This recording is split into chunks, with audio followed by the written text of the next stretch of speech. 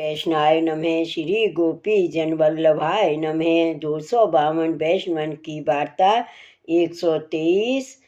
सेवक आस्करण गढ़ के राजा तिनकी वार्ता प्रसंग 2। आस्करण भगवद सेवा बहुत प्रीत सो करते। सो श्री ठाकुर जी कछु दिन में शान भावता जनावन लागे।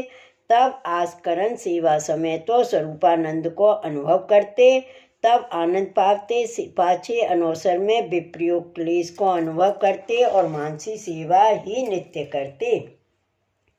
ऐसे करत करत कछु दिन बीते। तब दक्षिण को राजा आस्करण के ऊपर चढ़ आयो राज के लिए। सो आस्करण ने सुनी तब कही, भली भई मैं आप ही ते राज छूरत हतो। सो यह राजा आयो है ताको राज दे के मैं श्री गोकुल जाए बैठूंगो। यह मन में विचार के दीवान सो आस्करण ने कही, जो तुम कछु लड़वे की तैयारी मत करियो या राजा को राज देनो, अपने भाग चलेंगे। तब दीवान ने कही, यह बात अच्छी नहीं है। पाछे तुम बड़े हो, राजा हो, कहोगे सो करूँगो। पाछे रात्रि को आस्करण की नींद आई। तब श्री ठाकुर जी ने कही, जो आस्करण तू भाजवे की विचारी है सो मुँह को अच्छी नहीं लागी। मैं कैसे भाजूंगो, ताते तू लड़वे जा। भाव प्रकाश या में यह जतायो, जो भक्त की लाज जाई सो मुँह को सुहाय नहीं। ताते सूरदास जी गाए हैं, भक्तन के जीते हों जीतो, भक्तन के जीते हों जीतो, भक्तन के हारे हारों। तब आस्करण ने कही, जो महाराज तुम्हारी सेवा बिना कैसे रहूँगो। यह सुन के श्री ठाकुर जी ने कही, जो तू मानसी सेवा करेगो सो मैं मान लेऊंगो और भीतरिया मेरी सेवा करेंगे। तू लड़वे को जइयो। यह सुन के आस्करण उठे। सो अर्धरात्रि समय दीवान को बुलाए के कहो, जो लड़वे की तैयारी करो, काले दोपहर पाछे मैं हूँ चलूंगो। यह सुन के दीवान बहुत प्रसन्न भयो। सो सगरी फौज की तैयारी प्रातः काल करी। पाछे प्रातः काल उठ के देह कृत्य कर नहाय के सेवा करन को गए। सो राजभोग आरती ताई सगरी सेवा कर पाछे आस्करण विदा हुए। श्री ठाकुर जी सो भीतरिया दोन को समझाए कहो, जो सेवा में सावधान रहियो। मुँह को लड़वे जानो है सो यह प्रतिबंध मुँह को सेवा में आयो है सो मेरे अभाग्य हैं, परंतु गए बिना न चले ताते हम जाते हैं। तुम्हारे परम भाग्य हैं जो प्रभु की सेवा में रहोगे। तब भीतरियान ने कही, जो तुम जाओ, हम सो जितनी बनेगी तितनी सेवा मन लगाए के करेंगे।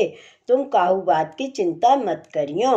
तब आस्करण मंदिर को दंडवत कर बाहर अपनी कचहरी में आए। तब दीवान ने विनती करी, जो सगरी फौज तैयार है, तुम्हारी ढील है और दक्षिण के राजा की फौज अपने अमल में आ चुकी है।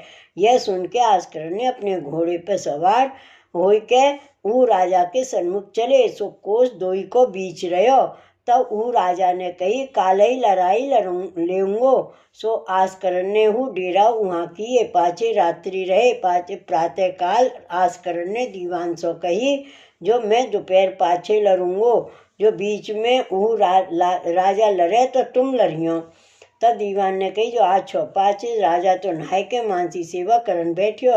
ताई समय में ऊ राजा की फौज चढ़ी। सो लड़ाई होने लागी। तब दीवान ने आस्करण सो कहो, जो अब लड़ाई होते तुम्हारे चढ़े बिना सगरी तुम्हारी फौज भाजेगी। पाछे दोपहर के तुम चढ़ के कहा करोगे। यह सुन के आस्करण उठ के बागो पहरियो, पाग बांधी, पाछे घोड़ा पर चढ़ियो, परंतु मन मानसी सेवा में लाग्यो है। मंगला तेल सगरो सिंगार ग्वाल ताई भावना कर राजभोग धरन लागे। सो सगरो राजभोग धर चुके। पाछे कढ़ी को डबरा हाथ में ले धरन लागे। ताई समय एक खाड़ में घोड़ा कूद गयो। खाड़ में घोड़ा कूद गया। सो आस्करण के हाथों कढ़ी को डबरा छूटियो। सो सगरो बागा घोड़ा ऊपर कढ़ी कढ़ी हो गई। तब दीवान ने कही यह कहा। तब आस्करन ने कही कछु नाही, मेरे पास कड़ी हती, घर ते लियायो हतो सो गिरी। भाव प्रकाश या में यह जतायो जो भगवत धर्म गोप्य राखनो, काहू के आगे प्रगट न करनो। पाचे संभार के मन को फिर आस्करन ने दूसरो डबरा सिद्ध कर राजभोग धरियो। समय भय भोग सराय, आरती कर अनौसर कर, पाचे नेत्र खोल के दीवान की ओर देख के सगरी फौज लेके ऊ राजा के ऊपर चढ़ियो। सो ऊ राजा को महाकाल स्वरूप सेना आस्करन की दीसी। सो डरपियो कयो यहाँ मैं ना जीतूंगो। पाछे बादर हो आए। सो ऊ दक्षिण के राजा की फौज में बड़े बड़े पत्थर की शिला जैसे ओरे बरसे और आस्करन की फौज में नैनी बूंद आई। सो ऊ राजा की फौज कछु मारी गई, कछु ओरंते मरी। सो ऊ राजा भाज के अपने देश को गयो। अपने मन में कहो जो आस्करन के ऊपर आज पाचे कबहू ऊ गांव पर न जानो। पाचे आस्करन रात्रि को घर आए। सो एक दिन श्री ठाकुर जी की सेवा अपनी देह सो आस्करन ने नाही करी, ताको महा दुख भयो। पाचे फिर सेवा भली भांत सो करन लागे। श्री गोसाई जी परम दयाल की जय। वार्ता प्रसंग 3। एक दिन आस्करन के घर में चोर बैठे। सो चोरन ने बिचारी जो आस्करन के ठाकुर ने ता सोने रुपये के बासन आभूषण बहुत हैं तहाँ बैठिए।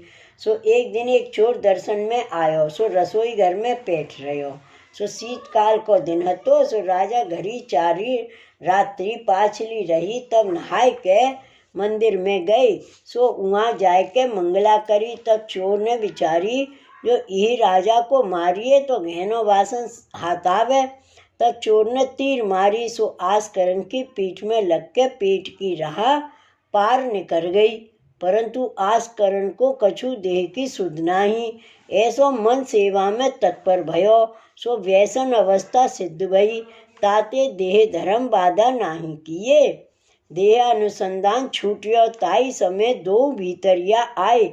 सो चोर ने विचारी जो राजा को तीर लागी परंतु गिरियो नहीं, और अब मैं पकड़ो जाऊंगो तो मेरे प्राण जाएंगे। सो रात्रि के निकल गयो। पाचे भीतरिया ने आस्करन के पीठ में और पेट में लोहू देखियो तो राजा सो 3 बेर पूछी, परंतु राजा सेवा के आवेश में कछु सुनियो नहीं। तब भीतरिया ने 2 ओर राख भर के बड़े कपड़ा सो फेंट कस दीनी, और जहाँ जहाँ लोहू के टपका परे हते ता खुरच के खासा किए। पाछे राजभोग आरती राजा कर अनौसर कराए के बाहर आए। और तब राजा को देह की सुध आई। तब राजा ने भीतरिया सो कही जो ये मेरो फेंट क्यों बांधे। तब भीतरिया ने कही तुम खोल के देखो, तुमको चोट लागी है। सो तीर को सो घाव है भयो है, सो जानी नहीं जाए। तब राजा पटका उतार के देखे तो तीर को घाव जानियो।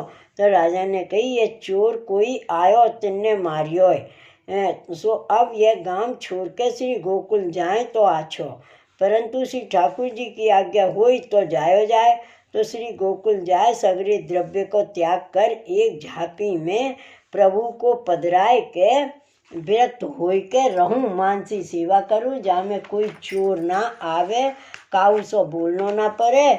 यह राजकाज में बहुत प्रतिबंध है। यह विचार करके रात्रि को राजा सोयो। तब श्री ठाकुर जी रात्रि को जताए जो राजा अब तू मुँह को पधराए के श्री गोकुल ले चल। तो अब तेरी तंजा बित्तजा सेवा सब हो चुकी है, व्यसन पर्यंत सिद्ध भयो है। सो अब तू एकांत में रह के मानसी सेवा करियो। यह सुन के आस्करन बहुत प्रसन्न होए के प्रभु को दंडवत करी। पाछे प्रातः काल उठ के भगवत सेवा करी, राजभोग आरती करी। पाछे संपुट में श्री ठाकुर जी को पधराए। गुंजा चंद्रिका को सिंगार, बेनु बेत्र झारी इतनो लिए, और सब दीवान सो कहे जो सगरो द्रव्य है मंदिर को, सो श्री गोसाई जी के यहाँ पठैयो। पाछे दो भीतरियान को बुलाए के आस्करण ने कही, अब तुम श्री गोकुल जाओ, तुमने बहुत सेवा करी। पाछे 1,000 रुपया दो जनेन को आस्करण ने दे के विदा किए। पाछे आस्करण के एक भतीजा बरस 20 को हतो, ताको आस्करण ने राजदीनो, दीवान भलो मनुष्य हतो, सो दीवान को राज को कामकाज सौंप के अकेले आस्करण एक तुम्बा, एक श्री ठाकुर जी की झापी धोती उपरना एक पहर के घर ते निकले। पाछे मन में आस्करण ने विचार कियो, जो श्री गोसाई जी या भांति देख के कहूँ मेरे ऊपर खींचे तो मैं कहा करूँगो, यह सोच मन में भयो। तब श्री ठाकुर जी श्री गोसाई जी सो कहे, जो आस्करण सगरो त्याग करके श्री गोकुल आवत है, ताके ऊपर कछु खींचियो मती। तब श्री गोसाई जी कहे, जो तुम्हारी आज्ञा है सोई हमको कर्तव्य है। पाँचे दिन 2-4 में आस्करण आए के दंडवत किए। तब श्री गोसाई जी देख के आस्करण सो कहे, आस्करण भली की नहीं, मेरे मन में यही होती, जो आस्करण आवे तो आछो है। सो अब तुम ऐसी भांति आए, जो अब देश में जानो नहीं पड़ेगो, और श्री ठाकुर जी को पधरावो। तब आस्करण मन में प्रसन्न होय के कहो, जैसी आपकी आज्ञा हुई ता प्रकार हमें करनो। पाछे खेल के ठाकुर हते, तहाँ आस्करण के ठाकुर को श्री गोसाई जी ने पधराए। पाछे आस्करण ने ठाकुर के मंदिर को द्रव्य हतो, सो दीवान ने हुंडी करके 1,00,000 रुपया की हुंडी, तामे 50,000 मंदिर को, 50,000 राजा के खजाना का हतो, सो पठायो। तब श्री गोसाई जी मंदिर को द्रव्य हतो, सो तो 50,000 श्रीनाथ जी के यहाँ सोने के थार कटोरा डबरा कर पठाए। भाव प्रकाश या में यह जताए, जो प्रभु को द्रव्य अपने कार्य में नहीं लावनो, लावे तो बहिर्मुखता प्राप्त हुई। और 50,000 आस्करण की सत्ता को हतो, सो आप अंगीकार किए। पाछे आस्करण एक दर्शन श्री नवनीत प्रिय जी को और अपने ठाकुर को कर जाते। पाछे रमन रीति के पास टीला पर रात्रि दिन बैठे रहते, विप्रयोग को अनुभव करते, मानसी सेवा करते। सो आस्करण ऐसे भगवदीय है, सो जो कोई कीर्तन गाते, तामे अपने प्रभु की छाप धरते। आस्करण प्रभु मोहन नागर, मोहन नागर मोहन जी घर के सेव्य हैं। या प्रकार आस्करण श्री गोकुल में रहते, जसोदा घाट एक बार नित्य नहाए जाते। श्री वल्लभाधीश की जय। श्री गोसाई जी परम दयाल की जय। श्री गोकुल नाथ की जय। जय जय श्री गोकुलेश, जय जय श्री गोकुलेश।